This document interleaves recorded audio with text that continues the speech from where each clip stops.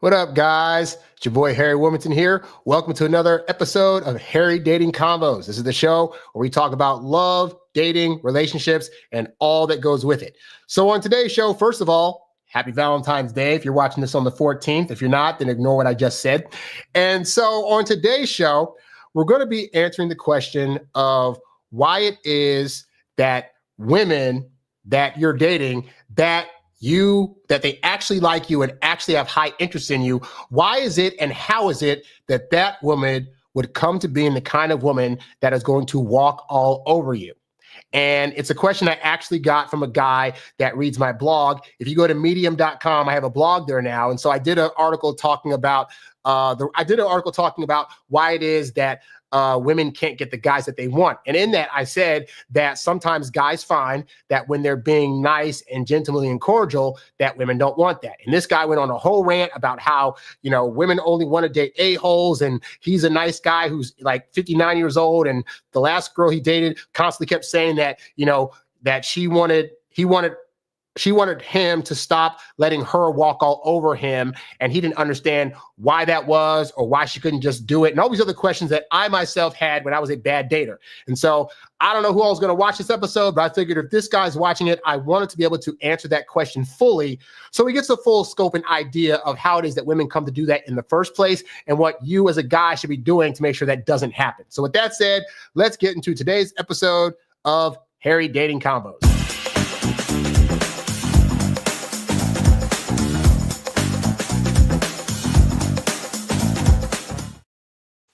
And as always, this show is brought to you by my website, harrywilmington.com. If you are a guy that is struggling to get to that next level in dating, I have a variety of ebooks, audiobooks, programs that you can get at my website. We offer one-on-one coaching. And of course, we have my very popular coaching program that is called the Get Girls Academy. As always, this show is brought to you by Get Girls Academy, my exclusive program designed to help you attract, date, and keep the women you want. As a member, you'll gain access to proven strategies, insider tips, and bi-monthly group coaching sessions where we tackle your biggest questions live. Click the link in the description to learn more and join today.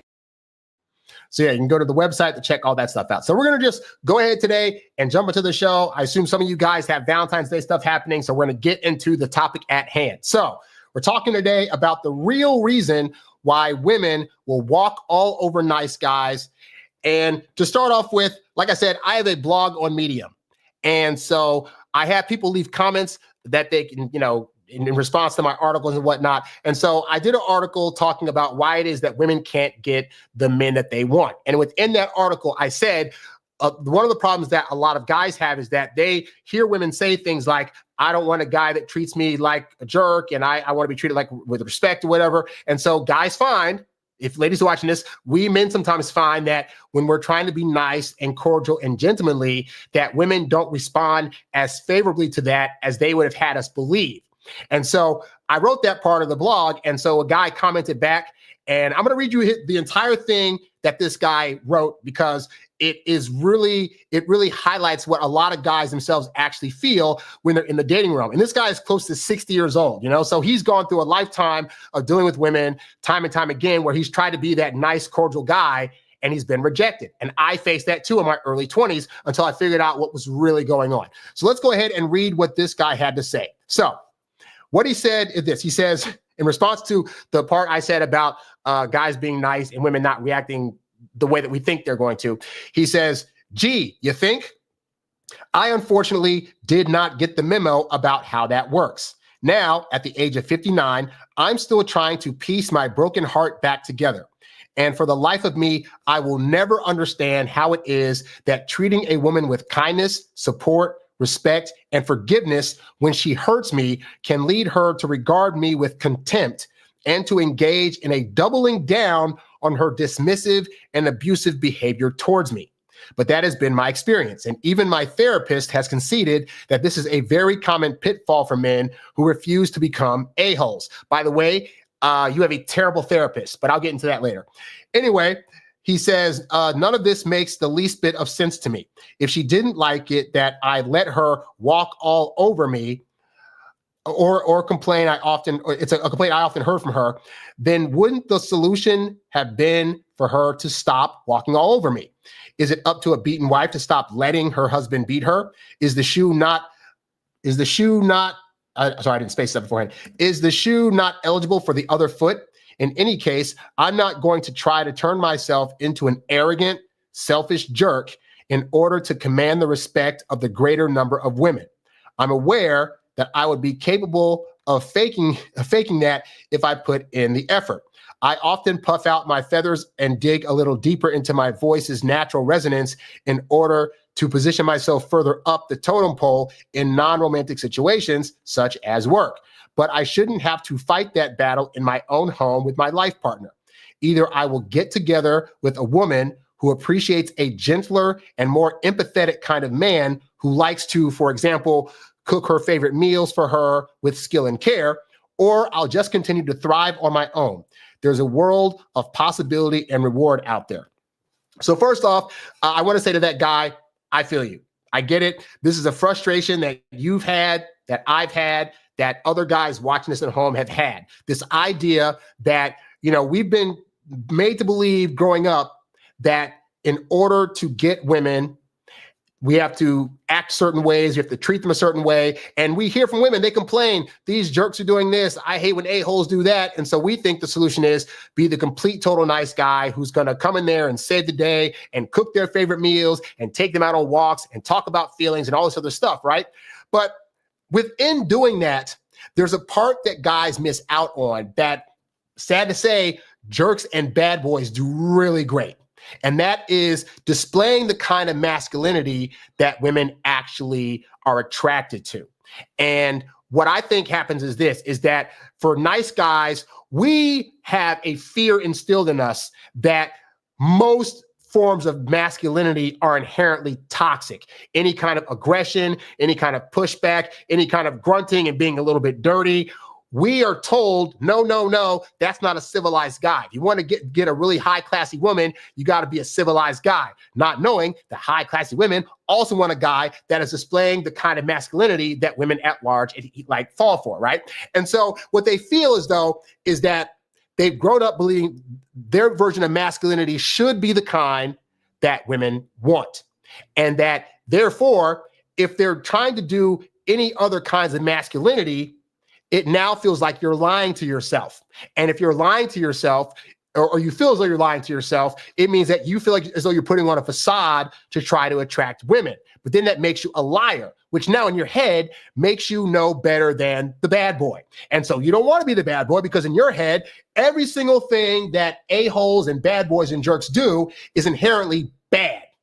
And yet, as I've said on the show plenty of times before, there are key things that these people are doing that is actually great. And so where nice guys get tripped up is they take the approach of all or none. Either I'm going to be a nice guy that gets walked all over, or I'm going to be an a-hole jerk that gets women, but I feel bad about it. And then later on, they're going to call me out for being toxic and all this other stuff. And I don't want to be that guy. And so there's a whole level of gray area that you can play inside of, whereby you can actually be a masculine guy that is also able to attract women. But that involves being able to stand up for yourself. And that's where we get into the subject of this guy complaining about the fact that he feels as though he's constantly getting walked over on by women simply because he's a nice guy. And that's not what's actually happening here. So what I want to do for this guy, first of all, I'm going to go through the various questions that he asked in the course of this. But I want to start off, though, by going through how it is that a woman that actually likes you and, agrees to a first date and has a good time with you, how that woman could go from a woman that is all about liking you and treating you well to a woman that is now at the end of this thing, walking all over you and insulting you and calling you names and all this other stuff, right? Because guys don't really see the pipeline. All they know is I'm a nice guy and things are going great at first. And then over time, she started treating me bad. And now she's walking all over me and telling me I can't do X, Y, and Z. And I don't know what's going on. And this happens for one huge reason. And it's because when she's testing you early on, you're not standing up for yourself. And across the board, just as a general note to guys, because this is the thing that frustrates guys, right? All women are going to test you. They're going to test your ability to stand up to her. They're going to test your ability to actually have thoughts and not change them just because she gets mad at it. She's going to test all this stuff. And I'll go through what happens here first, and then I'll explain why it is that these tests happen, because it's for her benefit, right? So here's how it starts out. So you and her go on a date. And as far as you know, the date's going great. You're at a little cafe, your little restaurant, eating some food, having a good time, right? You're having a conversation and things are going really, really, really well, right? So you go through that date and then you get on the second date. So on the second date, you guys are talking about something and then you bring up a specific topic. It'll be something stupid, right? You can say like, I love on Sundays being able to get up in the morning and go for a hike. So I think hikes are really healthy for us. And then she says, wait, you like going hiking on Sundays? I'm not a big hiker fan. I prefer to go to like coffee shops on Sundays. Now, this isn't even a big thing, right? But you, being the nice guy, are like, okay, this is early on. I don't want to rock the boat. I know that women like guys that like to do things they like to do. So then you decide to say, I like doing hiking every Sunday like I've been doing for like the last 5 years. But you know what? I'd be more than willing to give up some of those Sundays for some coffee. I get it because, hiking is cool, but it'd be nice to just kind of sit and chill also. So let's do that. So she hears that. And you would think she'd be like, oh, he's saying he's willing to sacrifice his time doing hiking to go to coffee shops with me. But that's not what she's thinking. What she's feeling and thinking is, interesting. So he said he likes to do this thing. And then because I said I want to go to coffee shops on Sunday, he's now saying he's willing to give up his thing. That's interesting. Now, at this point, she's not yet testing you, but she's just taking a note of like, you changed up pretty quickly about what you like to do on your Sundays to be able to please her. Interesting. So then you're talking a little bit more, and then, overall, there's a good time on that date, right? So now you get to the third date, and you say, hey, I have a great idea for a third date. I'm going to take us to get some American food, right? Just some American food. And then she says, I like American food, but that's great. I was really thinking that we could get some sushi, but American food's also fine. And then what do you do as the nice guy? Oh, we can get American food anytime. We can go get your sushi if you want. And now she's looking at, okay, this is the second time that I've brought up that I would want to do something different, or I'm thinking about something differently. And he's being willing to be like, I'll just forget what I planned and what I did, and I'm going to go ahead and just do what you want to do.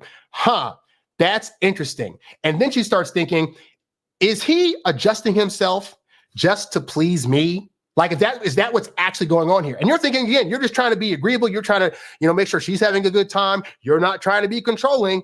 But on her end of things, she's thinking, anytime I'm showing displeasure, he changes up. And so now this is where she has to start to test you. Now, let's pause for a minute. Why does she have to test you? Why is this a thing that women have to do? It's because of this. It's because as part of a woman's analyzation of you, I'll say, she's looking for a guy that is going to be able to stand up for himself, that's going to stand on his principles, and that is willing to push back against her if she's maybe stepping a little out of pocket or whatnot, right? And the reason that is because most women, just as a generality, are smaller, are shorter, are weaker than us. And so women are looking for men that are going to be able to stand up to threats and harms outside of her, because she needs that in her life. And so when she comes along and she just says things or changes things, and you don't stand up to those, you don't say, hey, that's not cool, or hey, I already planned the thing, I got this, or whatever, next time, you're thinking these are no big deals. But women are reading to this as you don't have a backbone. And if you aren't able to stand up to her, a 5'2" or 3", seemingly small, seemingly harmful person, how are you going to be able to stand up to bigger threats? And so it's not that women even want to test you. If he had gone through these first two things where he had said, I like hiking on Sundays, and she's like, well, I like to do coffee shops, he could have just been like, well, I guess we won't see each other on Sundays, ha ha ha. And then maybe at some point she'd have been like, but I want to see him, so I'll do hiking with him. Like, it's better for it to go that way. If he had done that for those first two things, then the remaining tests that she would have given him, because women are still going to give tests early on because they don't know you, it would have been minimal. It would have been minimal test. But because he failed these two very, very small tests, now she's got to test out bigger things to get an idea of just how much she's going to be able to get away with. Because the more she's able to get away with you, she knows that that means that the more likely it is that if harm comes her way, you're not going to be the one to be able to protect her, okay? So again, this might sound dumb to you. You may have never heard this before, but this is what women are actively thinking is like, he's not standing up to me. How can I trust him to stand up to like other dudes if we go to a club, or if I get harassed while we're out, or something, God forbid, something happens that's like cataclysmic and he can't figure out the situation or what to do next, like what's going to happen, okay? So I don't want you to be judging women too harshly on how they're testing. They're doing it for their own safety, and they want you to pass. Like these two things, if he, for the thing where it's like, he says, hey, I picked out a restaurant for us, and she says, well, I'd rather have sushi. She wants you to be like, hey, you know what? Sushi sounds great, but I've already made reservations for this place. So let's do this time. And the next time we'll do your thing. She wants you to be the guy that when you make plans, you keep those plans, because later on down the line, she'll know that she can trust that when you say something at your word and when you plan stuff, you're going to have follow through. And when you're willing to just change at the drop of the hat, that makes her the leader of the relationship. And leaders of the relationship have to now go out there and protect the relationship. And she doesn't want to do that. So that's the first level. That's just stage one. We call that stage the initial attraction and very, very, very light testing. So now we go to stage two, because you failed the first two. We go to stage two, which is the mid-level testing. This is where she's going to start pushing at your boundaries to see if you're going to hold them. So for example, you go to a party with her and your friends, and let's say you got into like the relationship phase, right? Somehow miraculously, you made it to the relationship phase. It's month 3, right?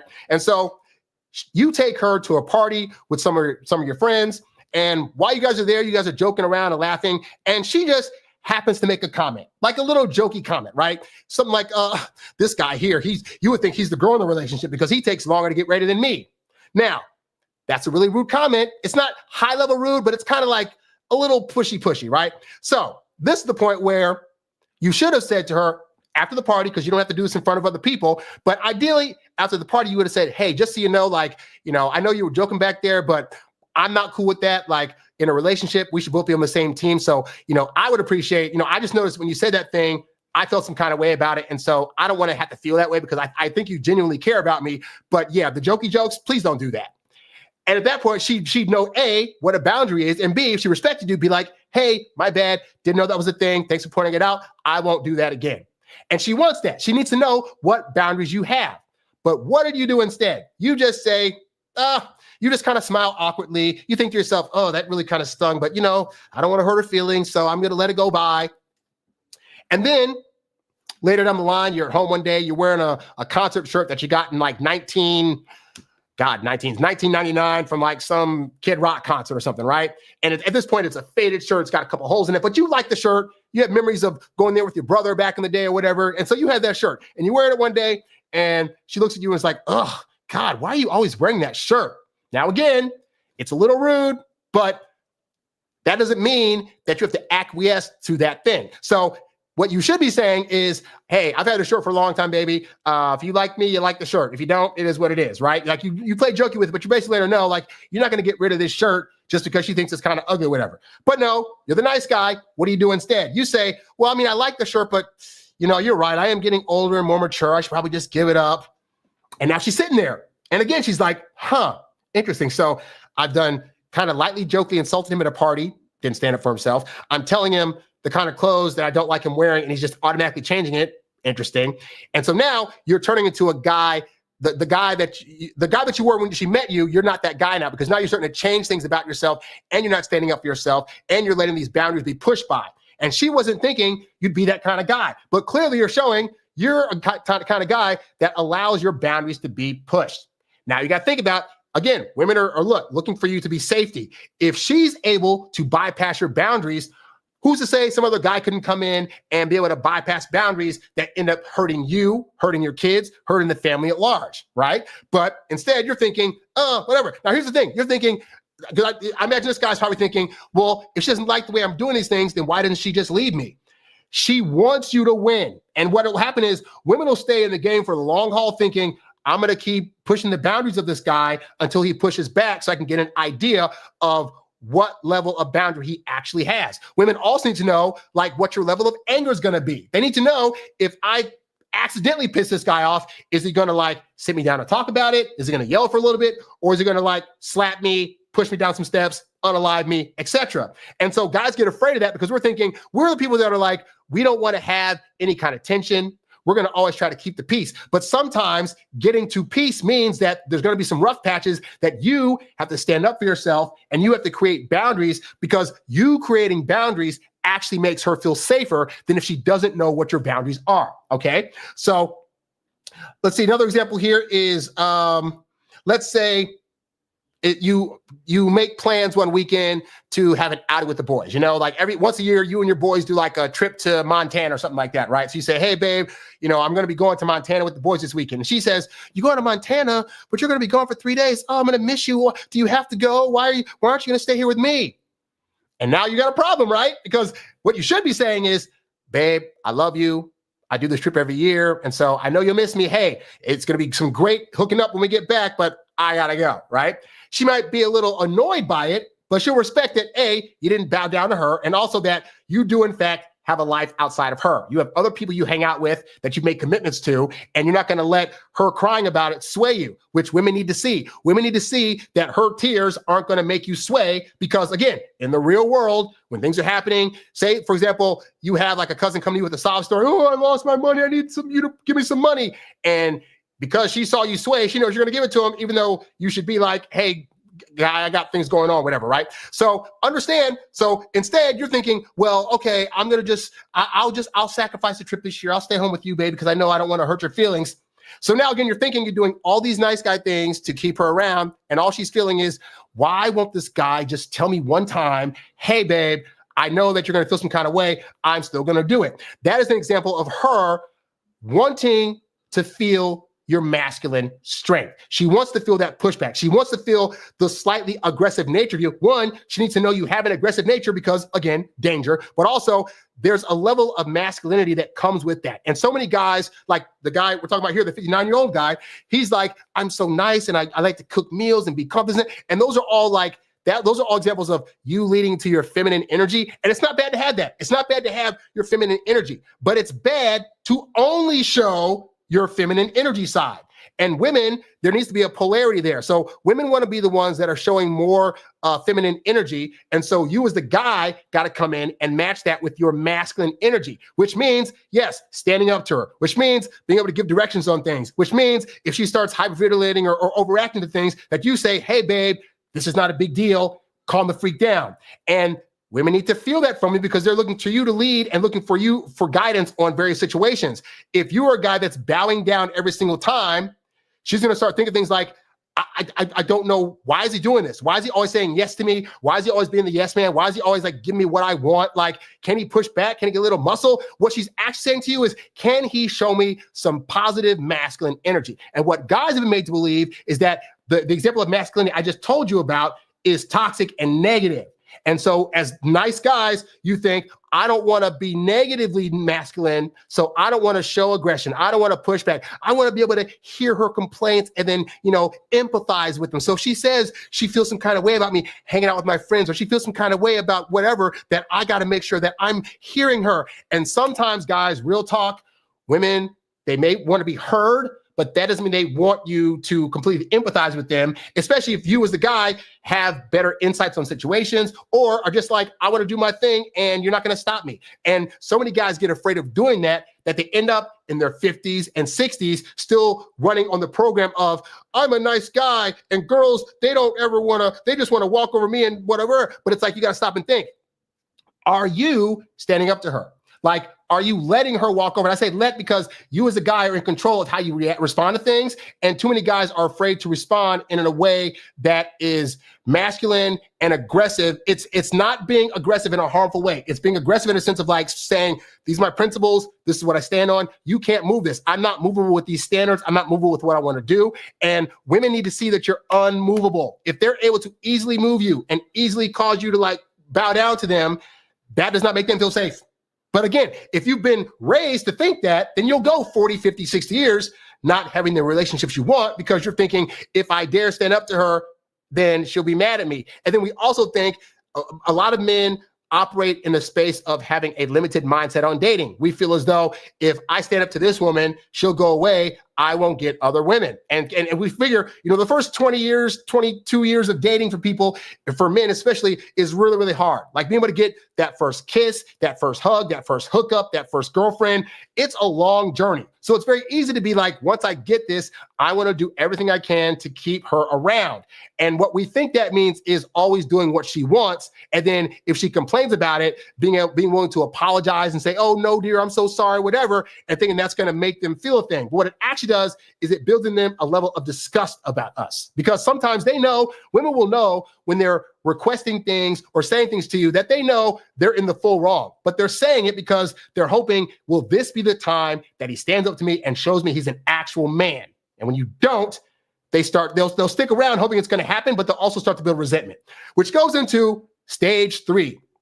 The high-level testing stage. So the first 2 stages, those were low-level to mid-level testing things, right? So she's did some light testing, she's pushed some boundaries, and she's gotten past them. So now we get into the higher-level stakes, right? So, for example, you play basketball with the boys every Saturday.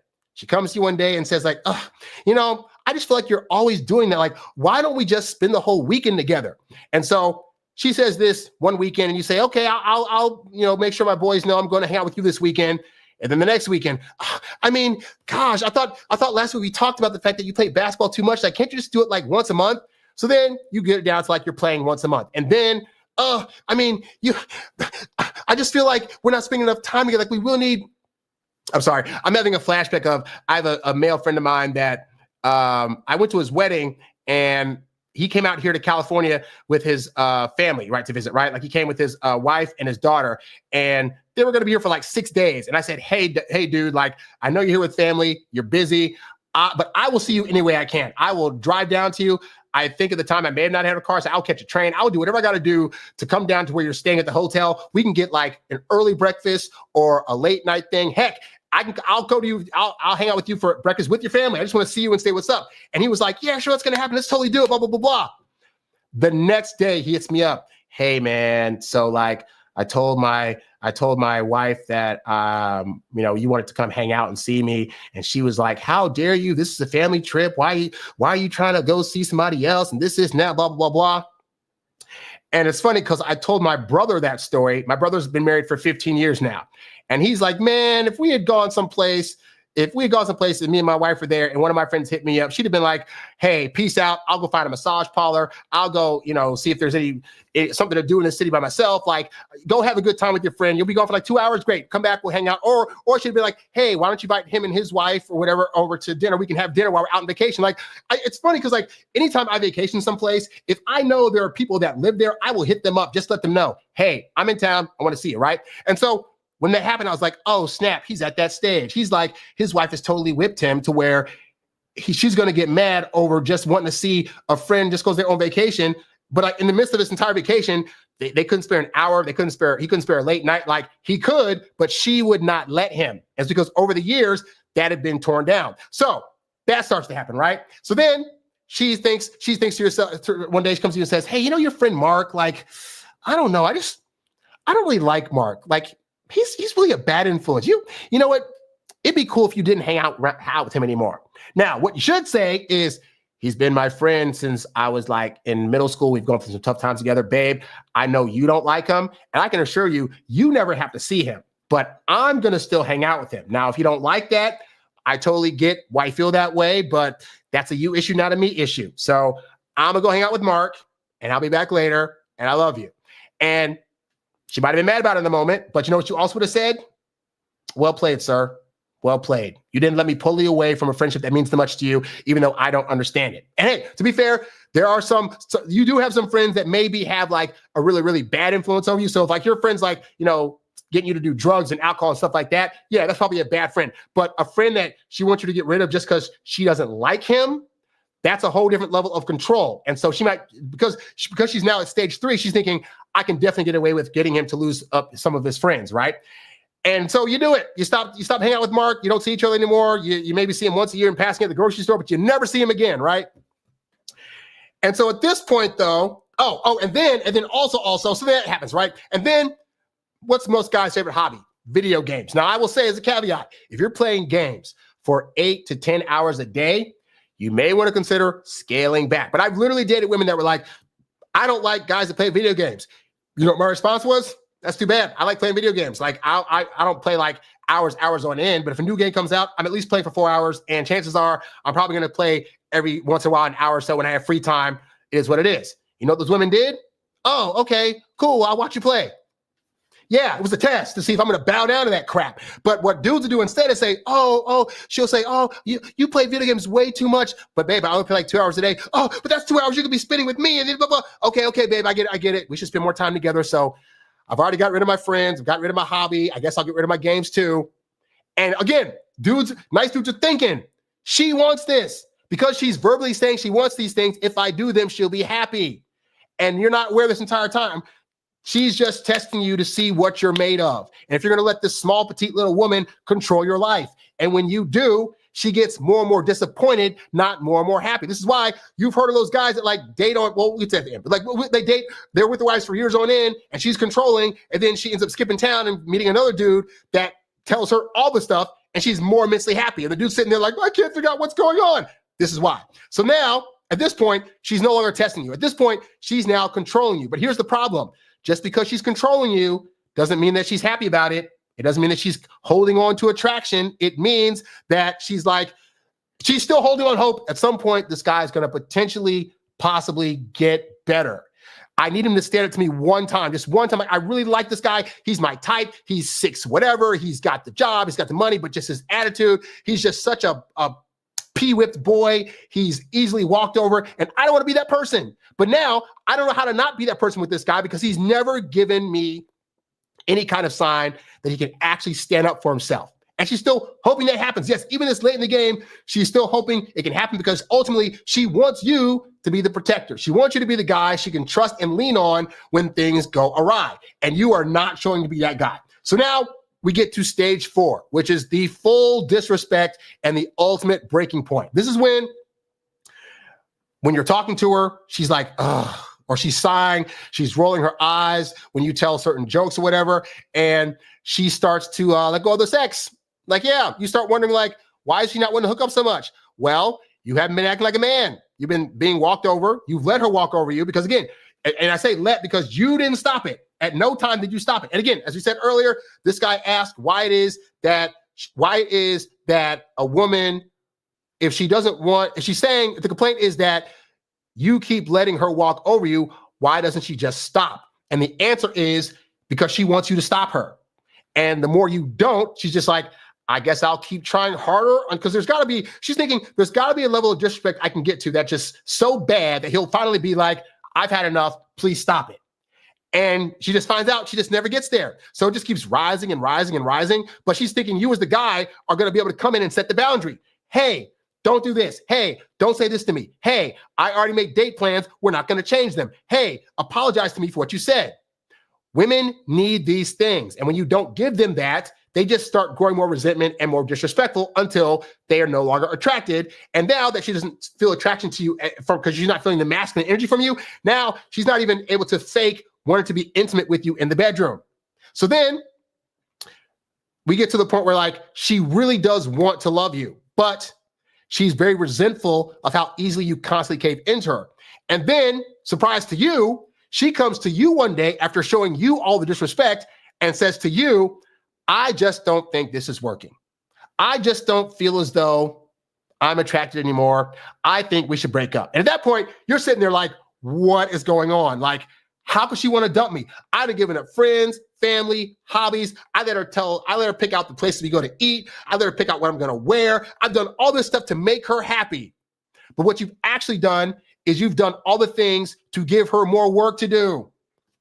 And women aren't typically trying to add more work. They're going to already be doing a fair share of their portion of this relationship. They're not trying to have you add stuff on. But when you don't stand up for yourself, it makes her have to take on more stuff. And then she's more of a nag, and then she's more resentful, and then she breaks to where she's like, I gotta get the heck out of here. She meets some guy at work that seemingly is more masculine, is able to jokingly tell her what to do and to put her in her place, and she's like, oh, this is what I've been wanting the whole time, but this guy over here won't do that. And so you're like, I don't understand.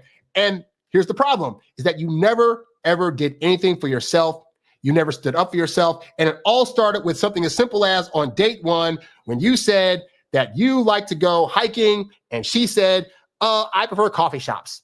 And it just tumbled down from there. So you got to understand, guys, that most women don't start off wanting to walk all over you. I will say there are definitely some women out there that are control freaks and are like in their masculine, and they have a hard time getting out of it. But I have found most women at large are trying to stay in their feminine. And when they first go on a date with the guy, they're excited. They're looking forward to getting into a relationship. But when certain things arise, there are going to be points along the way that things happen where she's looking to see how you're going to respond. You know, something as simple as like a small disagreement where she thinks she's right about something and you're wrong about something, and then you hold your ground on that. You know, that little thing, she'll be like, oh, most guys would have caved by now, but he decided not only does he think what he thinks, he's doubling down on it. I can respect that. Like, and then the test gets smaller and smaller. It's amazing. You can go a whole relationship where like most of the small tests happen in the beginning, and then you just have a sporadic test here and there where it's not even really a test. I always call them tests, but basically it's like when a woman does something and you respond, how you respond to it, a woman's going to retroactively be like, okay, did that feel good, his response, or not? Did that feel like a masculine response that I feel, okay, good, that's good. Versus if you fail, then it's like, oh, now I got to do this thing again, but at a harsher level, right?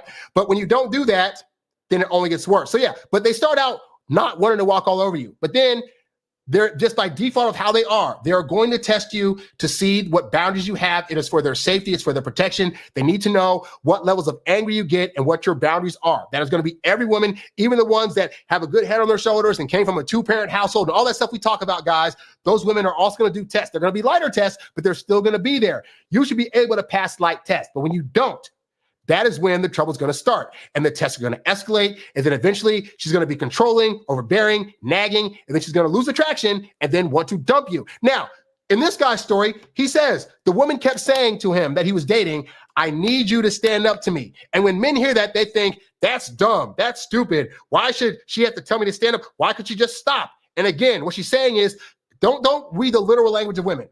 When women say things, often it's on multiple layers. So when she's saying, I need you to stand up to me, what she's actually saying is, I need to know your boundaries so I know how to feel around them, and you're not helping me out because you're not setting any.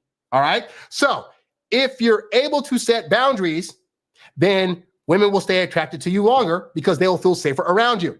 This goes back to the idea of men thinking, I either got to be a nice guy who's walked all over, or I got to be a jerk guy. And the reality is you don't.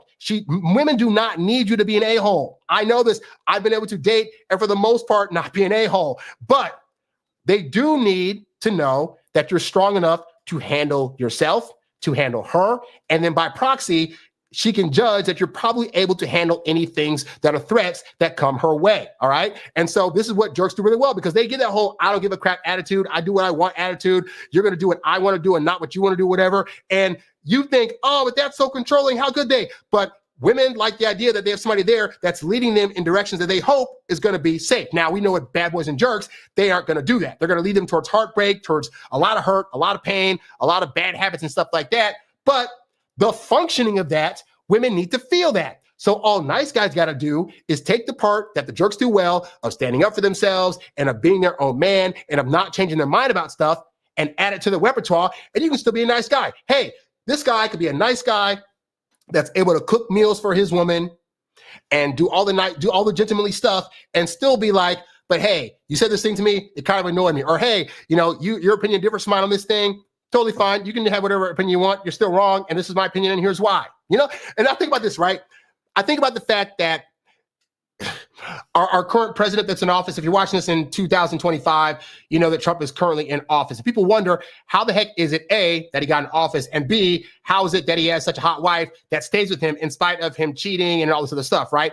And this isn't a political show. I'm not getting on that part. But the point is this, right, is that the one thing I've noticed is that he does not apologize for anything. Even when the public at large know he's wrong, for better or for worse, he does not apologize. And there are men out there that will preemptively apologize, and that makes you look weak. That makes women not be able to trust that you believe in the things that you say, because at the point that you apologize, you're basically saying, well, the thing that I said, you're right, I wasn't really totally buying what I was saying either. And that's why I feel as though Trump won. Funny enough, I was out last night and I was at this restaurant and I was sitting next to this couple that was clearly on a first date. Like, and it was this dude who was kind of like, I will say the woman was California hot, meaning like she had fake boobs, fake lips, but otherwise she was very, very pretty and attractive, right? Blonde chick. And she was on a date with this guy that was like a little bit pudgy, kind of schlubby, but had a beer, whatever this, right?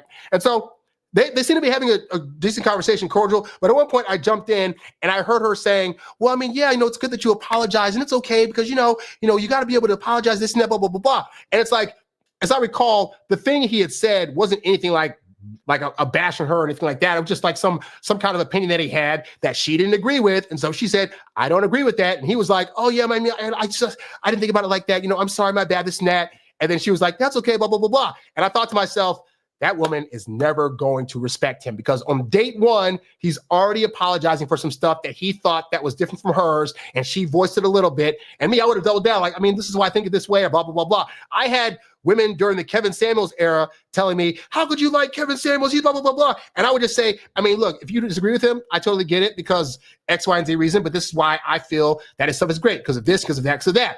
And some of them would continue to fight me. And I'd be like, well, it is what it is. But this is what I think about it. And other people would be like other women would actually be like, you know what?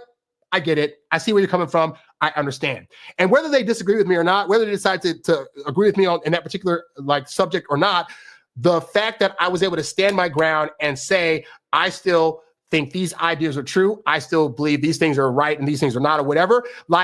Women are attracted to that because they want men that are willing to stand on their own versus being able to be easily swayed by them. Because again, if you're easily swayed by women, then they're going to feel like there's a danger. And so you got to understand that ultimately they're going to be thinking, if you as a guy can't stand up to her, how can she trust you to stand up for anything else that's going on, right? So with that said, I did want to clearly go through the specific questions that this guy asked me in the course of his thing. And by the way, guys, if you guys have any questions you want to ask me during the course of this live, leave them in the chat. It doesn't have to be about this subject, but I will get to your questions after I go through the rest of this part of the show. So I want to answer the specific questions that he raised throughout the course of this thing, right? And so I'll do that now. So he said, for the life of me, I will never understand how it is that treating a woman with kindness, support, respect, and forgiveness when she hurts me can lead her to regard me with contempt and to engage in a doubling down on her dismissive and abusive behavior towards me. In other words, why does treating a woman well sometimes make her treat me worse? And so when I went over the fact that it's not that she hates you treating her well. It's the fact that when there are times when there would be disagreements or where there potentially be some kind of agitation, that you're not fighting back. Think about the fact that in order for plants to grow to their fullness, right? Like I live in California, we got palm trees everywhere. In order for trees to grow, what do they first got to do? There's a seed that's planted. They got to struggle out. First, they got to be able to struggle out of the seed. Then they got to be able to struggle a little bit out of the sand, right? But once they get out of that sand and that dirt, then they hit the light, and then the light hits them, and now they're able to just grow. But if they didn't go through the agitation of growing through that seed or through that dirt, then you never have a plant blossom. This is what I find to be true of relationships. In the beginning, there's going to be a few things where you just disagree by nature of you're different people. You don't know each other. You don't know each other's boundaries yet. And so there's going to be bound to be some conflict, some friction, some irritation. Here's the thing. Women know that.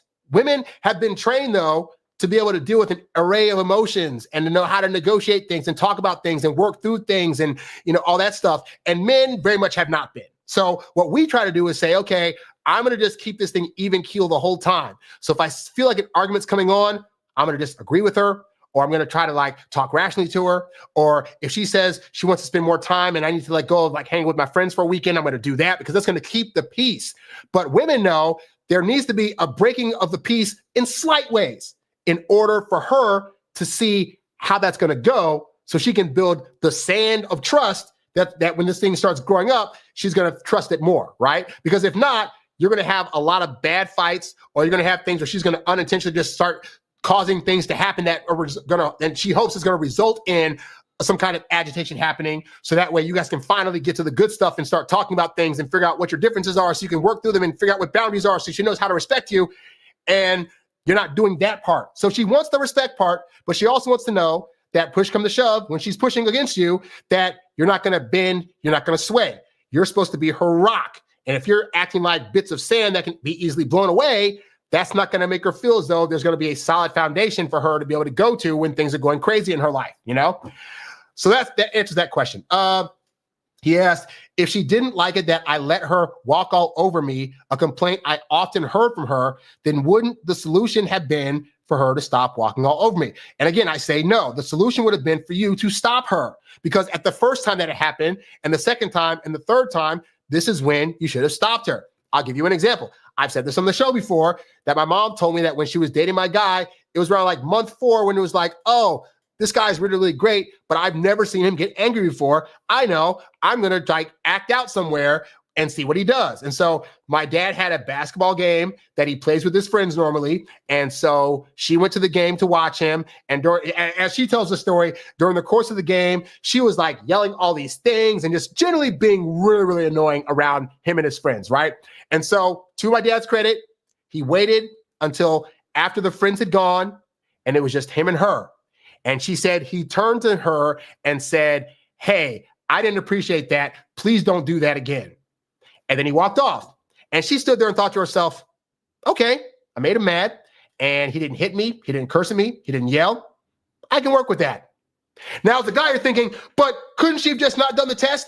And I have to ask you, are you a creature in this world that constantly has threats coming to you by way of violence, by way of getting your rights taken away? You are not. So you have no idea what it's like to walk in the world where every single day you walk outside, there's a threat to your life. And with women, that is their reality. So that includes with guys that they're dating, where in the past, maybe she didn't test guys, but she went out with a guy and, oh, all guys have like well intentions for me. And then he steals her money. Or another one, he ends up beating her or whatever, right? Like, so now she's like, crap, I got to start testing these guys because last times that I didn't, bad things happened, right? So you got to look outside of yourself and look at what are women going through, and based on what they go through, how does that then make them show up when they're dating me in ways that cause them to see what they got to test about me to be able to like read what I'm about and see if they can trust me, all right? So that's why, because she wants you to stop her to set the boundary so she knows what they are. She's not looking to try to like figure out your boundaries for you. She wants you to be able to set what they are so she knows how to operate around you. When you don't do that, you do her a disservice.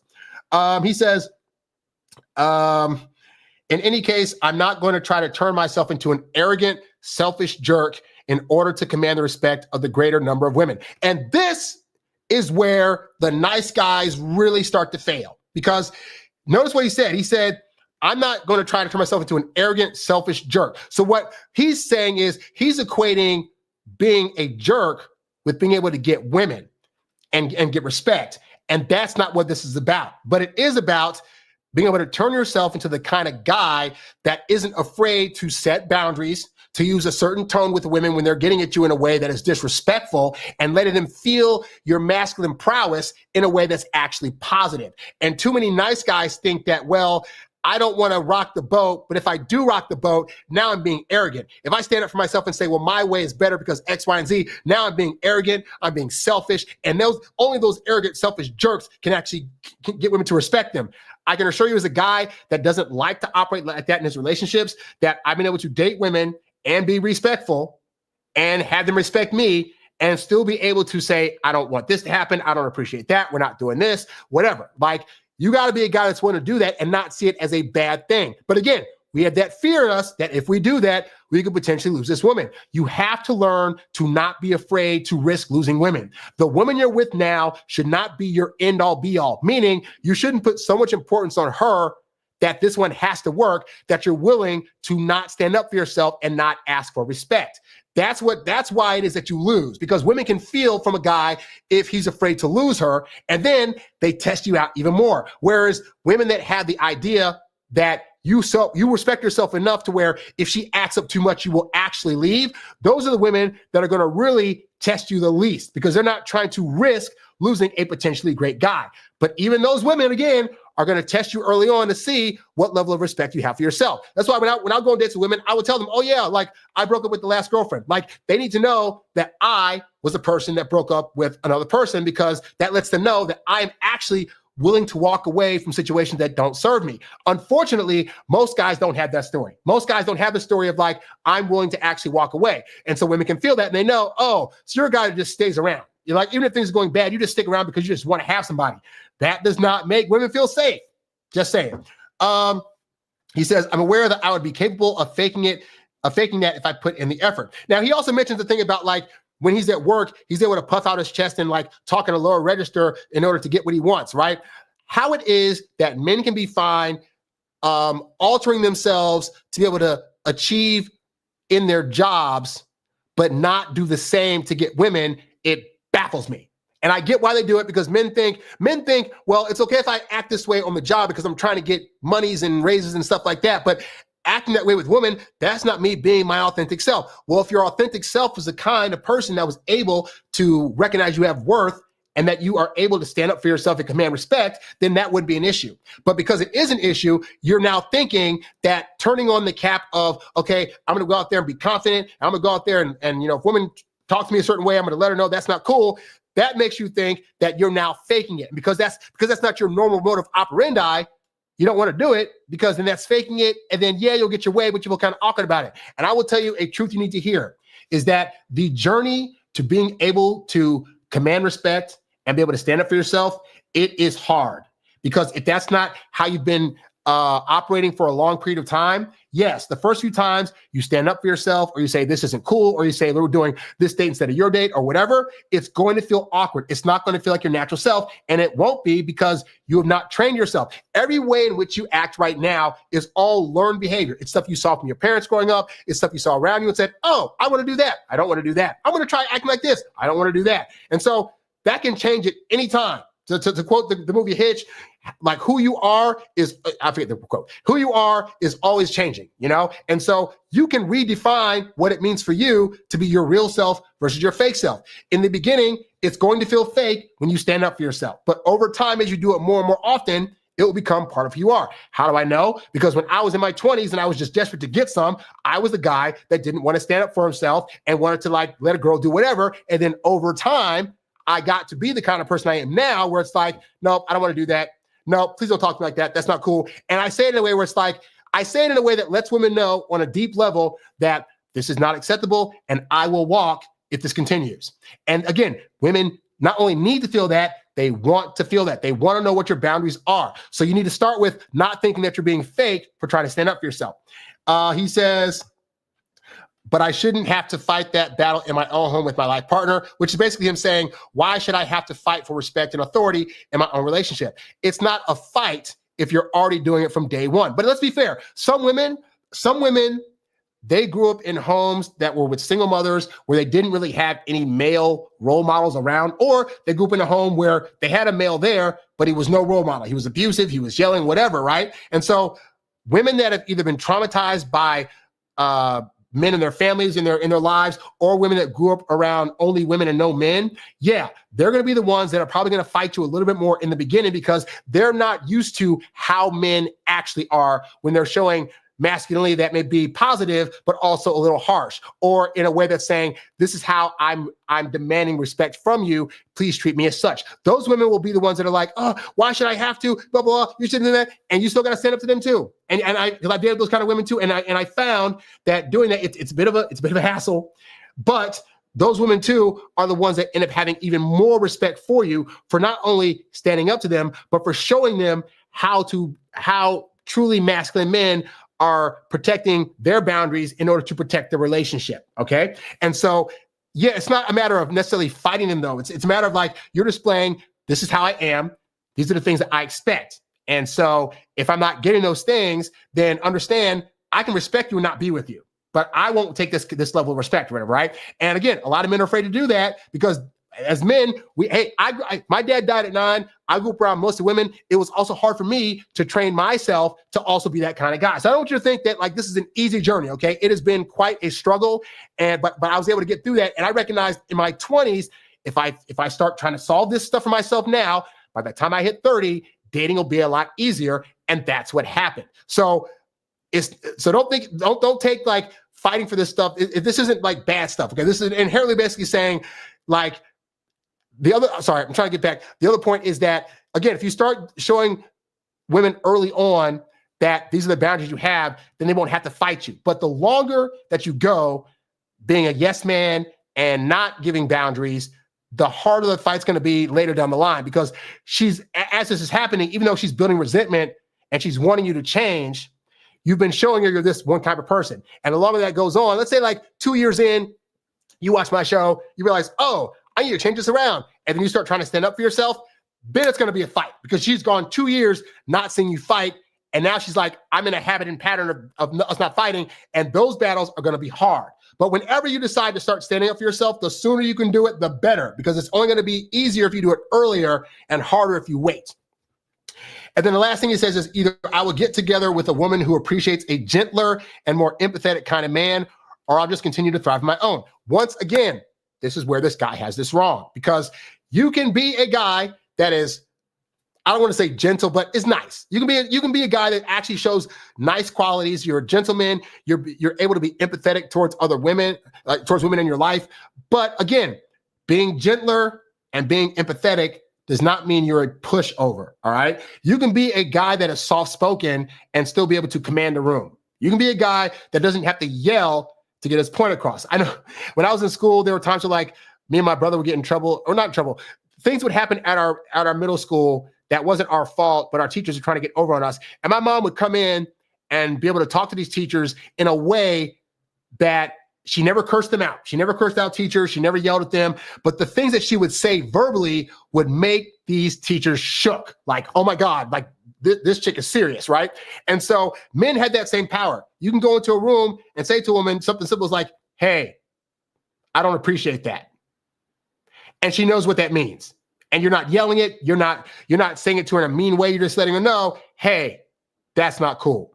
And women will respect that more, especially from a guy that's really not trying to be all that violent and is not like trying to be too harmful out there. Like, but they'll be able to feel that you could be that guy. I just finished watching the end of Cobra Kai. I love that show, right? I just finished watching it yesterday. And so I don't want to give spoilers, right?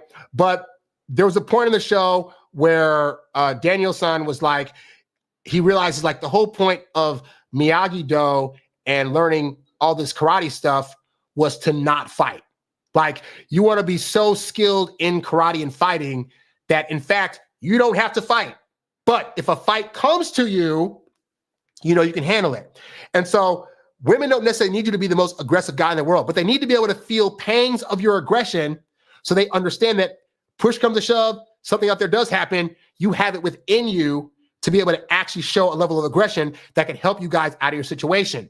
And unfortunately for nice guys, they're so afraid of that side of themselves. It's called like this, the shadow self, where it's like, oh, I could get a little mean, I could get a little whatever, that they're like, I'm too afraid. I don't know how to go. And a part of that's because a lot of men haven't had training in that. Like, we haven't been trained in how to take our masculinity and use it in ways and point it towards things that are in a positive way, or how to be able to store it but not use it, how to be able to have it but not have to go out there and like dole out on everybody, right? And then we feel as though if we do tap into that side, we're just go completely crazy. And that's because we haven't been taught to control it, because we haven't even been taught it's okay to have it in the first place, you know? But suffice to say, guys, ultimately, it all boils down to this, is that women aren't trying to reject you and try to walk all over you because you're a nice guy. And especially the more that you fit what's on their list, they're really wanting you to win. But they are going to test you. They are going to try you. And I just say across the board, that's totally fine for women to do. And there are some tests you should be giving to women as well. But this is what scares a lot of men, is that this idea that why should she test me? And why do I, whatever. Understand that's just how the game goes. Like, women are trying to test you at times to see what your boundaries are, to protect themselves.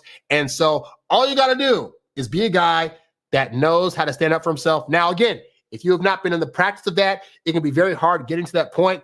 And you may need some help with that. And so you can go to harrywilmington.com. You can sign up for a coaching session. I would love to be able to talk to you on the phone about what it means to actually be a guy that's in his masculine in a way that's a positive, that women can feel, that allows you to stand up for yourself and then still get the relationships that you want. Because ultimately, guys, this is something you got to fix. Like, if you don't fix being able to stand up for yourself, then every woman that you date, regardless of how much of her list that you fall under, they will walk over you and they'll keep doing it. And it's not going to stop until you set that boundary. So hopefully that helps you out. All right, so we got a comment in the chat, and somebody says, I hate when women string you along after you proved yourself and made a meaningful change. They bring up the past and hold it over your head. It's not right, so I walked away. Yeah, you should. Like, real talk, when you're getting to know somebody, they're going to make mistakes and you're going to make mistakes. It's just par for the course because you guys don't know each other, right? But when I go into dating situations, my thought is always this, is that the other person in front of me is not intentionally trying to hurt me. And so they're bound to do things that hurt my feelings or bother me, and they don't even know about it. So I should be able to bring it to their attention and say, hey, so just, when you did this thing, this is how I reacted. So I don't know why, just please don't do that anymore. At the point that they say, oh, hey, my bad, I didn't know that was a thing. So, okay, thanks for letting me know. I don't bring it up anymore. Like, but that's the thing. I grew up in a household where at the point that we forgave each other about stuff, that was it. Like, if I went to my mom now, I was like, hey, mom, remember this time when I was like 15 and I did this thing? She'd be like, not really, like, I forgave you, and then I forgot, right? So I'm not the best at necessarily forgetting things, but I'm very, very good at not bringing up things once they've passed, right? Unfortunately, there are a lot of people out there, men and women, that somebody does something to them and they just hold on to it and they hold it over the other person's head for years. Now, unfortunately, this more happens with women than men doing that. So we'll go for the purpose of this with women. So yeah, so if let's say in getting to know her, you buy her the wrong ice cream, or you say something that you didn't know was going to trigger a past memory or whatever, right? And she says that she forgives you for it. You've apologized, which again, there's ways to apologize that aren't so feminine leaning, but that'll be for another show. But anyway, you apologize, whatever, this and that. She says she gets past it. 5 months later, she brings it up again. Now, I will be fair and say, usually when women do this, it's not because they're trying to bring up old stuff. It's because the thing you're doing now feels very, very, it's giving her the similar feeling that she got when you did the last thing, and she doesn't want to feel that again, but you're making her feel it again, so she has to bring it up. So I do get that part of it. But if 5 months ago, you dropped her laptop and broke it, and then you bought her a new one, and then this time you burned toast, and she's like, oh, this is just like that time that you dropped my laptop. That's a problem. That's a problem. And so those kind of women are ones that are going to constantly be bringing up stuff, in part to be able to manipulate you into doing what they want you to do, and to try to get emotional points in you. And I'm not cool with either of those things. So if you start to notice that you're dating a woman that is constantly bringing up past stuff, I always say people have the right to have at least one good conversation about something. Like if she was doing that, and then you said, hey, babe, so I noticed that when we get into new arguments that you're bringing up old stuff. And I just want to say, if those old things, if the new things I'm doing are similar to the older things, I can see why you're bringing them up, and we need to adjust what those are. But I'm all about trying to forgive and ideally move on from things. So, if a new thing comes up, we can just talk about that new thing. We don't have to bring up the old thing and try to pile on, because I'm not the biggest fan of that, and I'm going to do the same on my side. Is that cool? Now, if she says yes, and then the next time you guys fight, she's bringing up old stuff, that is when you can be like, look, we've already had this discussion. I get it last time, this and whatever. We're moving on from that. Now, I will also say, as a person that has done this, sometimes you might do something that is so big or not trusting that person just never recovers from it, And hey, sorry to say, I've been a guy at times when I've been dating where it's I may have said something or done something where it's oh, complete trust broken. And now, regardless of how much you try to fix it, it's but that thing you did, it never goes away. And if that happens, you got to own up to the thing that you did is so cataclysmic that it's always going to be hard for her to bypass that. And you either got to let her go or sit there and suffer in the fact that you're going to be sporadically reminded of it. For example, if you cheat on a girl and she decides to take you back, that is something that is going to be hard for her to ever get over, even if it's 5 years down the road. Your stuff was inside somebody else, and then you went back to her. That's a hard thing. So at that point, you can be mad at her for bringing up old stuff, but the reality is she's probably going to continue to be mad, because that can be a very hard thing for women to get over, amongst many other things too. So just be mindful of that. But yeah, if she's bringing up some old stuff that's not relevant, or is kind of why are you doing this? Just try to win emotional points on you. Then I'm all for saying this isn't healthy and I'm out. Real talk, So you guys can ask questions in the chat. I'll be happy to answer them. I know it's Valentine's Day. Hopefully you guys have stuff planned. Oh, I didn't do a Valentine's Day show this year. I've been busy. Okay.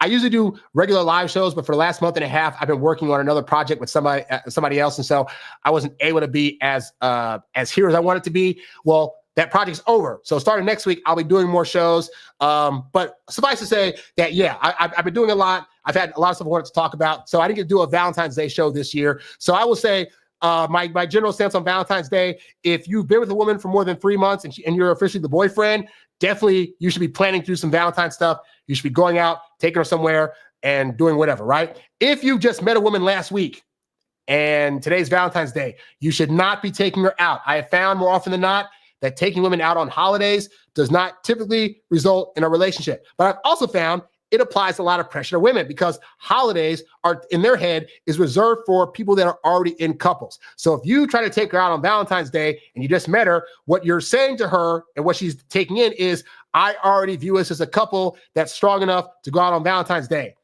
That to her feels like pressure, and more often than not, I found that results in you may get the Valentine's date, you're probably not going to get subsequent dates. That's a general truth. That is not there are outliers here and there, but typically that's how it goes. So as much as you may want to take that girl out tonight, if you just met her, let her suffer. Let her stay home. Like, do not be doing Valentine's Day stuff with new people, okay? But if she's already the girlfriend, you should have already been planning this back in January. Real talk. So anyway, real quick, I do want to say that I actually have a sponsor for this freaking video. So this video is sponsored by this game. So I got this game sent to me. It's called Cupid Questions. And so for those of you guys that are trying to figure out like icebreaker games you can play, or if you're in a relationship and you're kind of like struggling to figure out what things you can talk about with the person, this is actually a really great game. So I'm gonna show you real quick. This is called Cupid Questions. Deepen your romantic connection. And so what it is it's a game that's full of cards, right? And got a little thing right here for, so you can see the back here, Cupid Question. This is giving instructions to the game and how it works. But there are 5 different types of cards that are in this game. And within the cards, they have questions you can ask the other person as well as action cards. So I'll show you the cards real quick. So we have the emotional card. So you can see this right here, the emotional card. We have a dreams card. We have a, icebreakers card. We have a relationship card, and we have a spicy card. And so an example of a question on one of these cards, let's take the icebreaker. Let's take the icebreaker card, right? So you want to date with somebody, you have the card, you can say, what's your favorite meal or type of cuisine? Great question to ask as an icebreaker. That way, as you're going on dates, you'll get an idea of what kind of food she likes, you know? An example of the dreams card here. How do you plan to strengthen your family bonds? So it's a good question. And a lot of these questions are questions that women would actually want to answer. But sometimes as guys, we think very logistically, like, oh, so what do you do for work? And like, tell me about your family. And there are so many, like, I want to show you an example of one of these stacks, right? These stacks are like huge. Like, this is like half of this stack of icebreakers, right? Like, there are so many questions you can ask a person that they'd want to actually answer, and that would give you insights about them that we would never think of. So I like these kind of games because they allow you to really dive deep into questions that women would want to answer, and you can learn some interesting things. Like, for example, this spicy question, right? This spicy question right here, it says, I'm gonna keep this PG, do you like giving or receiving downtown pleasure more often? Like, because it's on and here's the thing too, right? I found because these questions are on a card, women are more apt to answer them and not judge you for it, versus if you were like, hey, so randomly on this date, do you like giving stuff downtown? Oh my God. Versus like, oh, it's on the card, I gotta ask it. Oh, okay, you can ask it. Like, so yeah, so I would definitely recommend this game. If you're watching this on YouTube, you can go to the website that is in the description and you can get the game. If you put in the code dating15, you will get 15% off of that game. So definitely check out this game. It's fun, it's amazing. I highly, highly recommend you getting Cupid Questions, all right? So yeah, so that's pretty much all I had to talk about today. If you guys have any questions you want to ask me, I'll stay on for a little bit longer, and I'll see if there's any other questions that I had in my notes. I typically, I'll go through questions and I'll save them on my in my notes pad to be able to talk about them. Oh, interesting. I had a blog that I was going to do about this topic. I guess I can talk about it here. So I have a blog on Medium. If you go to medium.com and type in Harry Wilmington, I pop up. I have a bunch of blogs that I've typed up, and they're starting to grow. The blog is also called Harry Dating Convos. But I was going to do a blog about this, and so I guess I'll talk about it here. So basically, I wanted to do a blog about the paradox of relationships, right? Which is that ultimately, women say things like, I don't want a guy that's controlling, but they totally want guys to control them. What do I mean by this? Well, picture it like this, right? So on the one hand, you'll have a woman say something like, okay, I want men to just be themselves. And, I don't like guys that are trying to manipulate, right? But then I went on Medium and I saw this girl do a blog. And the blog it was called Men, How to Create Intimacy with Someone That You've Just Met. And in the article, she talks about how if a man wants to try to attempt to create intimacy with a woman very, very quickly, what they can do is this, right? Say you're on a date. You're talking to a girl, having a good time, and you just say to her, hey, so, I got a question about something I thought you could help me with. Like, I really need help figuring out, this guy at work, he's been kind of pestering me to get on this project with him. But I think he wants to steal my ideas. Like, how would you handle that situation? And then in the blog, she says that when you ask a person for help, it takes their guard down, and then it makes them feel more attached to you because now you guys are both going after a common problem, and she's going to help you work on that problem. And by proxy of that, if she's helping you out, it's going to make her feel things for you a lot faster. And that is an example of manipulation. That is an example of you are doing a thing in order to try to control how she feels about you, right? But here's the thing. We're told that that's toxic, but women tell us this all the time. I want a guy who's doing X, Y, and Z, who knows how to do this, who knows how to do whatever. And all those things you're speaking to, I want a man to do things that's going to make me feel a certain way. And yet and still, they'll say to us, but again, I don't want to be controlled. And so where men get confused, that they're thinking on one hand, again, women are saying things and we're trying to take them literally as if that's what they want us to do, not realizing that there are oftentimes positive to things that they're saying negative. So in this case, manipulation, right? They're saying they don't want to be manipulated. But what they're saying is they don't want to be manipulated in ways that's going to hurt them or have them blindsided and not know who you actually are. But in terms of the dating process, they very much want you to manipulate them. They want you to do things that make them feel things. Because here's the thing, women want to feel in love. Women want to feel like sometimes they're a little bit out of control. They want to feel like they're trying to get to know you, but they can't quite get to know you, and they're trying to struggle for you. And men find this completely stupid, which I understand because as men, we got things to do. We got goals we're trying to chase. We're trying to make this money. We're not trying to stop and figure out what games she needs us to play in order for her to like us. But this is why I teach you guys that, ironically enough, one of the easiest ways to make women feel things is to, in fact, not play the game, but have a conscious understanding of how this goes. So, for example, I tell you guys constantly on this channel, after a first date, you should go home. You shouldn't be the first one to text her, and you should wait a minimum of 4 days before you contact her. Now, why do I tell you to do that? It's a manipulation tactic, but it's a positive one because you got to think about what things am I trying to make her feel when I'm not contacting her? Well, I'm trying to get her to think about me, to reminisce about the date, to re-go over and replay in her mind the good feeling she was having about me during the course of that date. I want her to feel little bits of intrigue of like, oh, I want to know so much more about him, but he didn't tell me all this stuff. I got to dig. I got to do actions. I want her to talk to her girlfriends about me and about, oh, this date she went on. I want her to feel feelings of hope. I want her to feel feelings of me being different from every other guy. All that's manipulation. Now, me being conscious of that, people would say that's a negative manipulation.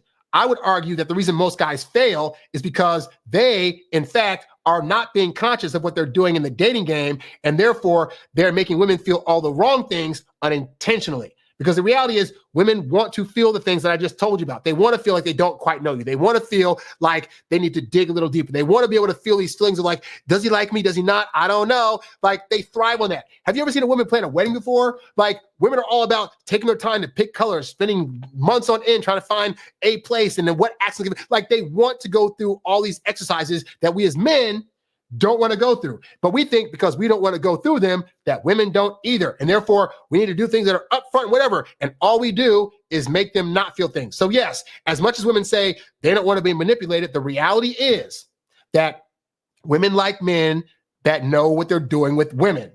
And the more better you're able to understand what things are going to trigger positive feelings in women that you actually like, because we want you to use these things on women that you actually like, that you actually want to get with, and that ideally you have a good rapport from that first date. Like, the more you're able to tap into that and then not be judging yourself for being conscious that the moves you're making are going to get you positive results, the better you'll do. It's that simple. Like, simple things like, I know if I just stick to asking a woman out once a week when I start dating them, right? What's going to happen is by the third or fourth date, she's going to have all these big feelings for me and she's going to want more of my time, but I'm not requesting more of her time. So now she's going to have to come to me to ask for more time. And I know this works because it happens again and again and again to where now, if I start dating a new woman, I know, okay, I'll ask her out once a week for 3 weeks. And by the third week, she'll be inviting me over to hook up. And then by the fourth week, she'll be asking me to spend more time with her. Like, it's like clockwork. But again, I'm conscious of that. So I know to do that.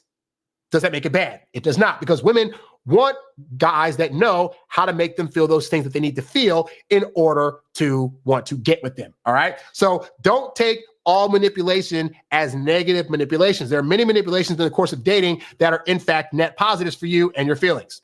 Just saying. Like I said, guys, if there's any questions you guys have whatsoever, I'll be happy to answer them on this show. Trying to see if there's any other notes in here that I had things about that I want to talk about. Let's see. Oh, I've been typing a lot of blog ideas as of late. Let's see. Space play dumb. Serious. Right way today. Let's see.